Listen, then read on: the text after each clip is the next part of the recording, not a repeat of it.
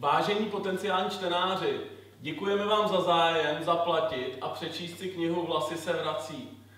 Už máme peněz poměrně dost, ale ještě nějaké potřebujeme, takže si kupujte hodnotné odměny, které se nabízí na HitHitu. Jednu hodnotnou odměnu vám však dáme už nyní zcela zdarma, a to bez ohledu na to, jestli vás kniha Vlasy se vrací zajímá nebo nezajímá.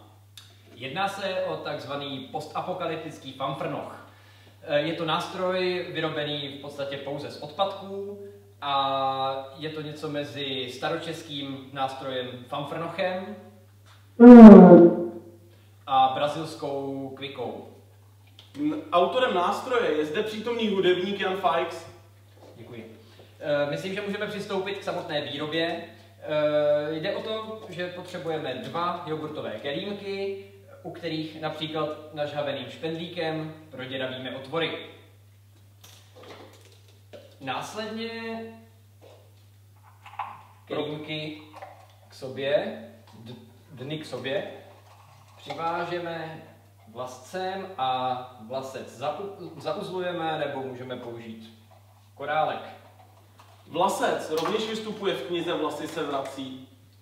Tak to je Postapokalyptický fanfrnoch je takto hotový. Hraje se na něj navlhčenou houbičkou.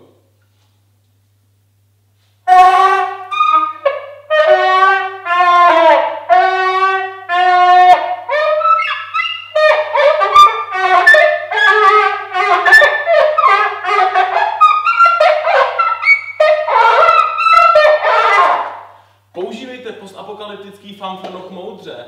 Můžete hrát na ulici, na koncertě, můžete si s ním zpříjemnit nedělní oběd. Můžete hrát ve škole, můžete hrát u lékaře.